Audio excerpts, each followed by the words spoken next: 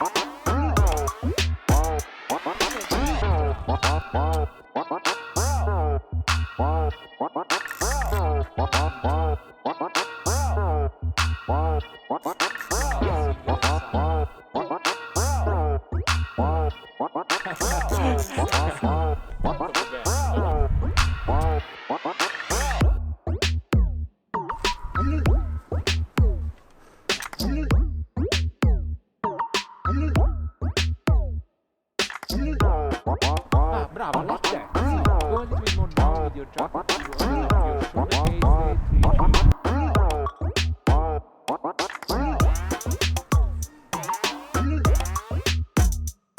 Questa dovrebbe scattare come tempi a un 60°, un 125° e come diaframma tra f8 e 11. La pellicola che c'è all'interno è 800 ISO. In teoria ho calcolato l'esposizione con l'esposimetro settando gli ISO 800, un 125° come tempi e il diaframma era 8 sul primo piano e 5,6 sullo sfondo. Allora ho fatto avvicinare Mia più verso di me con le luci di modo tale che non colpissero Mia ma andassero più sullo sfondo e sfrutto questo flash interno per illuminare il primo piano e poi lo sfondo sarà illuminato in qualche modo da queste luci, lo vedrò solo quando svilupperò questa pellicola.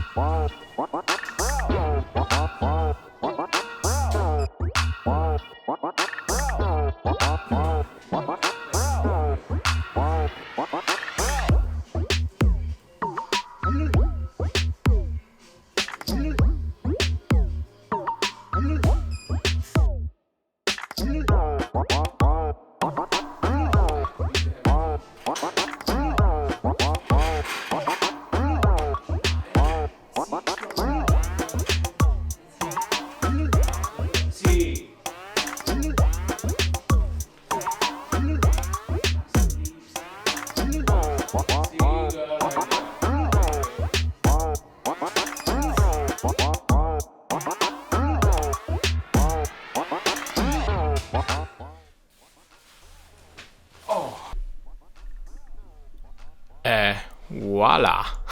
Stavo controllando che tutto funzionasse. Ho fatto un accrocchio alla MacGyver. Forse siete troppo giovani per conoscere MacGyver, ma qui c'è da fare invidia a MacGyver. Vi faccio vedere. Eccolo qua. Così.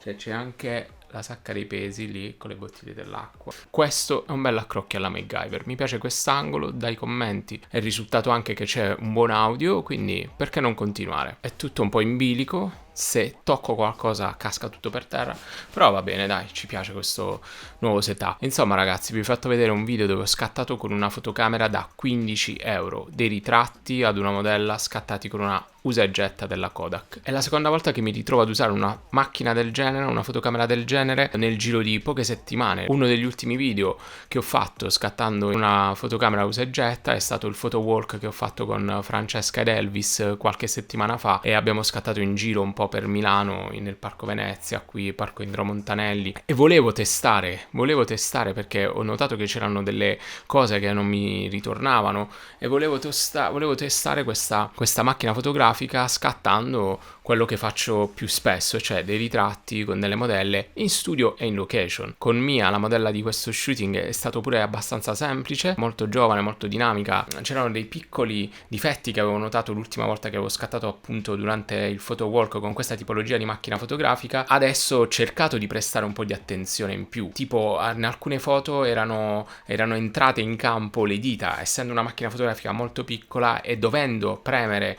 il pulsante per attivare il flash, capita di inserire involontariamente le dita di fronte all'obiettivo e quindi ritrovarsele poi nelle inquadrature quando si vanno a sviluppare i negativi. Ho cercato questa volta di stare attento e ci sono riuscito. In nessun fotogramma è capitato di vedere un frammento del dito che si era posto davanti all'obiettivo. Tutte le foto sono super pulite da questi piccoli errori che potevano capitare, ma ho cercato anche di inquadrare in modo diverso, perché mi ero accorto che c'è un po' di errore tra il mirino e l'obiettivo. Sono posizionati a una distanza che non è tanto grande, ma se si nota bene nelle fotografie e soprattutto se ci ricordiamo quello che abbiamo inquadrato, si nota che c'è un certo dislivello tra quello che vedevamo nel mirino e quello che poi è stato effettivamente registrato dalla macchina fotografica. Quindi ho cercato in qualche modo di correggere questo piccolo errore, ma sciaguratamente ho un po' esagerato, e quindi è capitato che ho corretto questa mia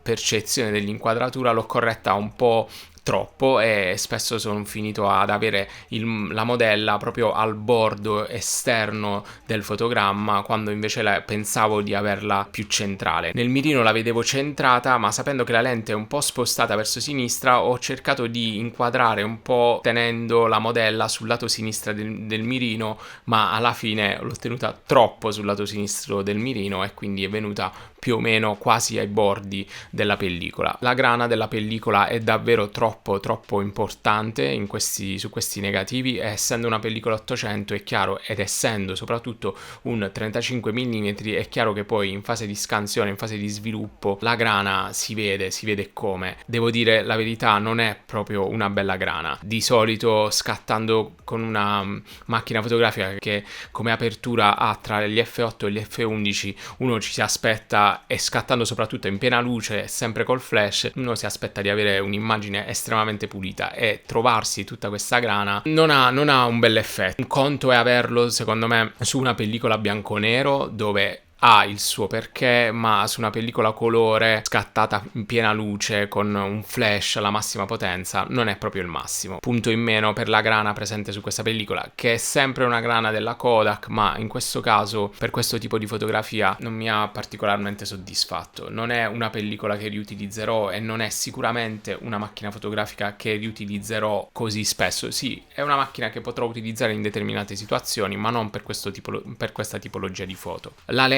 lente è troppo grandangolare, in alcuni casi mi sembra addirittura di aver distorto tanto la modella. Poi a me piace tantissimo stare vicinissimo, avere delle inquadrature molto vicine al viso del soggetto che sto fotografando, e in questo caso quando più mi avvicinavo al soggetto e più questo veniva distorto. In effetti ho notato che la soluzione migliore per utilizzare queste macchine fotografiche è scattare ad una certa distanza. È indicato anche sulla confezione quello di stare a distanza di almeno 1 metro, ma questo per una questione di fuoco. Ma oltre che per quel motivo, cioè per la distanza di messa a fuoco, io vi consiglio, quando utilizzate questo tipo di macchina fotografica, di stare distanti e di cercare di includere il soggetto che state fotografando all'interno di un contesto. Ecco, contestualizzare appunto il ritratto in modo tale che il soggetto venga più lineare e meno esasperato da quest'ottica che è molto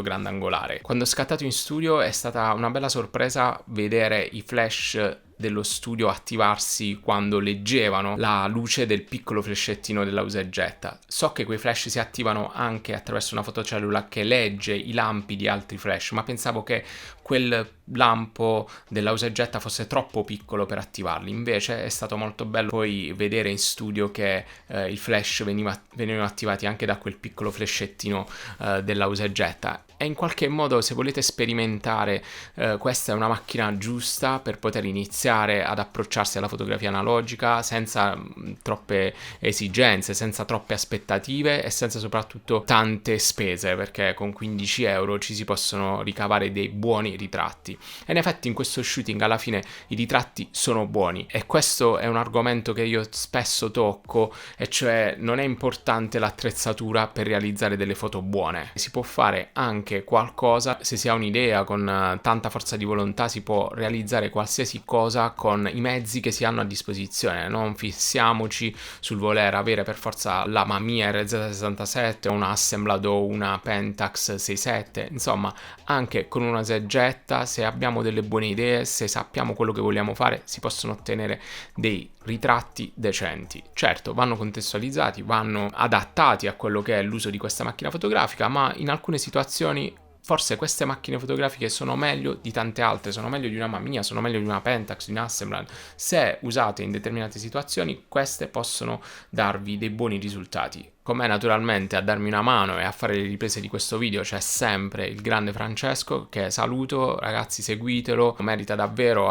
Di recente anche collaborato con una stylist, hanno fatto un editoriale, quindi sta in qualche modo anche crescendo. Ormai sono mesi che mi sta dietro, e ancora un grande shout out, come si dice in America, per Francesco. Il link è in descrizione. Iscrivetevi al canale se non l'avete ancora fatto, mi raccomando, supportate. Sto facendo un sacco di iniziative, presto ritorneremo, si spera, appena ci liberano da questa zona arancio-rossa, ritorneremo a fare delle attività insieme. Lo studio è attivo, 07 Studio, trovate il link sempre qui sotto in descrizione. Non vedo l'ora di poterlo aprire per poter fare degli incontri, per poter organizzare delle iniziative, dei workshop, qualcosa, delle attività, insomma, per poterci vedere, studiare, scattare e crescere imparando nuove cose e scambiando le nostre competenze. Iscrivetevi al canale, ci vediamo al prossimo video. Buona Pasqua ragazzi, anzi buona Pasquetta. Io sto registrando di sabato, domani è Pasqua, lunedì uscirà il video. Buona Pasquetta.